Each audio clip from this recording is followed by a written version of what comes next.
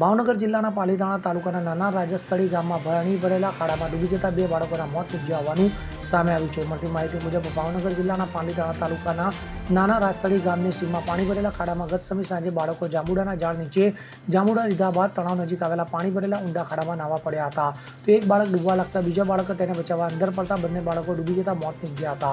જેમાં બંને બાળકો નાની રાજસ્થળી ગામના અરમાન કરીમભાઈ બેલીમ અને મુસ્તુફા હનીફભાઈ બેલીમના મોત નીપજ્યા હતા. તો આ ઘટનાની જાણ થતાં ગ્રામજનો તણાવ કાઢે દોડી આવ્યા હતા. તો મહત્વનું છે કે એક સાથે 2 બાળકો ડૂબી જવાથી પરિવારજનો પર આપ તૂટી પડ્યું હતું અને નાના એવા ગામમાં શોકની લાગણી જન્મી હતી.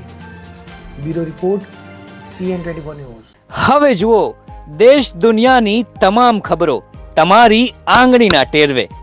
ઉઠાવો મોબાઈલ અને Google Play Store પરથી ડાઉનલોડ કરો અમારી CN24 ન્યૂઝ મોબાઈલ એપ.